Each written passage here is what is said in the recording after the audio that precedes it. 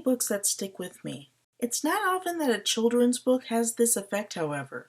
Many are far too simplistic to have much of an effect on me as an adult. However, one exception to this rule is Frindle by Andrew Clements. Frindle is a relatively simplistic book about a class clown playing a big prank that keeps his teacher annoyed at him. That premise sounds straightforward and forgettable. Frindle, however, has greater meaning that is relevant to the modern world, with the internet, memes, and the power of language, and it speaks to adult me as a rebellious feminist. It stars Nick Allen, an 11-year-old boy who looks uncannily like Arnold from the Magic School Bus. He is very intelligent, but uncommitted to his studies. He tries various subversive stunts to make the world more interesting, much to the dismay of the adult authority structure. For example, he'll cover the classroom with sand to make an otherwise boring school day thematic of a vacation to the beach. And for this he is labeled as a troublemaker, even though his heart is in the right place. In a perfect world, this kind of character would be supported and nurtured by the authority, but they instead see him as a bad kid. He's an enemy of the authority while having his heart in the right place, and that makes this a subversive book for kids. It's essentially a book about rebellion and how that rebellion can be justified. For 11-year-olds. He meets his main opponent in the form of one particularly strict English teacher, the elderly Mrs. Granger. Yeah, that character name is dead. Let's see. There we are. Mrs. Granger is wise to all of his tricks to avoid expending much effort, and she assigns him a lot of homework in copying the dictionary. It is very important to her that her students understand the meaning of words, so she puts a lot of focus on them memorizing sections of the dictionary. It is emphasized that she's a dictionary fangirl, and has several dictionaries in her classroom. The dictionary acts as an extension of the authority structure around them, stating very firmly what things are, what words are used to mean what, and dictating the English language to the children. He catches on to the fact that she likes language, and gets her to run on a tangent about how language is fundamentally subjective. There is the objective reality, objects that exist in space, and there is the subjective reality of how people perceive the objects in question. It is in this subjective reality that labels are assigned to objects. A dog is always a dog, whether or not it is called a dog or an inu. In English-speaking countries, we agree that a dog is called a dog, but in Japan they agree it's called an inu. Trying to bring one language's word into another language would result in confusion, because it doesn't have that subjective reality where people agree on what it means. This is all gone over on a level that children can understand, and it gives him an idea. He decides to commit the ultimate subversive act against English teachers everywhere, and alter the English language away from the reality represented by the dictionary. If language has only subjective reality, then in theory he could make enough people agree to an alternate reality, to the point where the dictionary no longer reflects reality and becomes obsolete. He decides to stop referring to pens as pens, and instead uses the made-up word frindle. He walks into a store and asks to buy a frindle, and refuses to explain what he means, like everyone just knows what a frindle is, and eventually the cashier figures out what he means by context. He then tells each of his friends to independently walk in and ask for a frindle, and the cashier eventually accepts it into her reality as another word for pen. That's pretty much how social scientists do their work, just inflicting bizarre pranks on an unsuspecting public. He and his friends agree to only reference pens as frindles, so frindle becomes a part of their agreed-upon reality, if only on the level of a shared prank.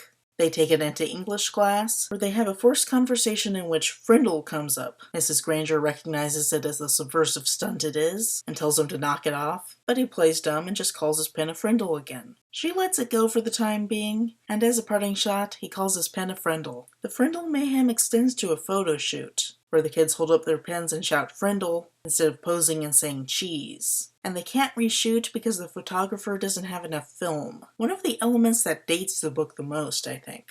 Even though it has nothing to do with English class, Mrs. Granger is furious because it represents a crime against the English language or something, and she announces that any student caught using the word frindle in place of pen will be harshly punished by being made to stay after school and write, "I am writing this with a pen," 100 times. This encourages the kids to rebel and say frindle all the more, and then they get punished and they write, "I am writing this with a frindle." She takes him aside and tries to persuade him to stop by talking about the rich history of the word pen.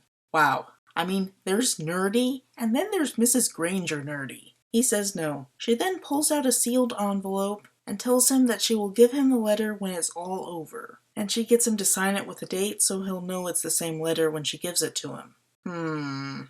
Nick thinks that it's some kind of intimidation technique, so he decides to kick it up a notch. He gets over 200 kids to individually ask her for a Frindle, and as per her threat, she keeps them all late for detention, which is very disruptive. Nick pats himself on the back, but the principal, a woman named Mrs. Chatham, gets angry and speaks to his parents. His father takes the principal's side, but Nick's mother takes Nick's side, and her will is strong enough to take hold. After Mrs. Chatham leaves, she makes Nick promise not to be disrespectful to his teachers. So he continues his battle for the word Frindle in a less aggressive manner. News of the Frindle stunt makes it through the grapevine to a reporter named Judy Morgan, who investigates and writes a story on it for the local newspaper. Bud Lawrence, a local entrepreneur, decides to capitalize on the trend by marketing pens to the area that have the word Frindle painted on them. Every student in town gets Frindle happy, and the same sort of rebellion happens in other schools in the neighborhood.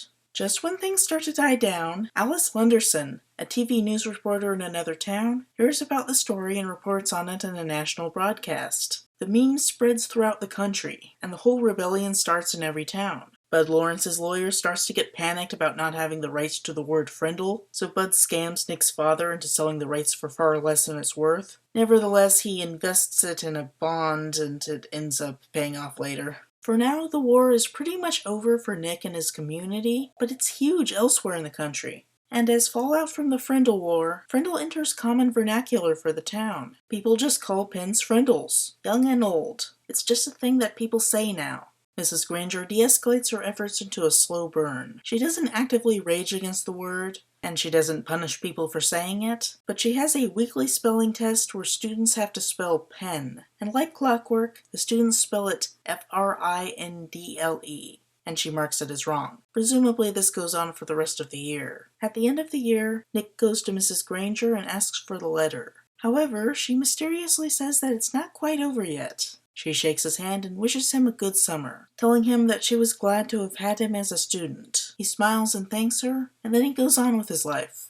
Nick's 15 minutes of fame are over, and he moves on past his stunt to other subversive stunts. But he can't stop the Frindle. Even though he doesn't actively engage with language anymore, the language changes around him. People all across the country come to accept Frindle as a valid word. By the time he's an adult, everyone says Frindle. It's as boring and commonplace a word as pen ever was. 10 years later, he receives a gift from his old English teacher, a brand new dictionary, along with a note and the envelope. The note tells him to turn to page 541. He does so and finds the definition of Frindle between frimmel and fringe. He opens the envelope, and there's a message that says it's now over because Frindle has been included in the dictionary. In the end, the point of a dictionary is not to dictate the subjective reality, but to reflect it. He changed that reality, so now the dictionary changes too. She recognized the potential he had and gave him what he needed to be successful. An opponent, someone to push against who would lead him to his fullest potential. I'm not a big fan of this twist. It reminds me of the Christian meme about footprints in the sand, where a person is walking with God on the beach and looks back at the footprints they leave behind, and questions where God was when there was only one set of footprints, when they needed him most, and he says that there was only one set of footprints because he carried them. That kind of twist is very fulfilling to some people because it asserts the unending presence of a nurturing authority, but it also erases the individual's effectiveness and capability in the absence of a nurturing authority. It also comes to mind as stupid character-building exercise. It's not my favorite twist. I also had a very different impression of the book as a kid than I did as an adult. When I was a kid, this seemed like a very large, powerful conflict, on the order of a Lord of the Rings battle. And that's how I remembered it in my head. Reading the book now as an adult, it seems like a very simple children's book, which is pretty disappointing. I've also kind of been indoctrinated into the authority structure, because when I read about some of his exploits, I feel like telling him to stop avoiding the obvious class assignment right in front of his face, because it's really not that hard and contains useful information, which really puts me in the perspective of the teacher. As a kid, I identified with a kid. As an adult, I identify with the teacher. Coming from that perspective, I can understand some things about the teacher's actions that appeared as simple antagonism from a young age. I was a smart and rebellious kid, and now that I'm older, I'm wise to children's sneakiness, because I was once in their place and can predict what they might try and pull. So I can imagine the teacher was like that too. And if the teacher can relate to that, then maybe she was a subversive type back in the day and wants to promote a new generation of rebellion. In general, the book conveys a very valuable message about how it sometimes makes sense to oppose authority, and how language is fluid and not dictated by the dictionary. Both of these ideas are very relevant to modern-day feminism. Everything we do is about fighting the status quo, and a big part of that involves fighting for the legitimacy of relatively new words. In a sense, we've been living in a time of radical change since the Industrial Revolution, but things really ramped up when the internet reached the mainstream in the mid-90s. When everyone on the planet started communicating with each other, linguistic changes started spreading out to every corner of every language, and that's offended a lot of people who grew up with the understanding that the dictionary is the absolute authority on what words exist and what they mean. When conservatives interact with feminists using words in a different way than they are represented in the dictionary, or words that are too new to be included in the dictionary, they point to the dictionary as though it were an authority on both the subjective reality of language and the objective reality of the world,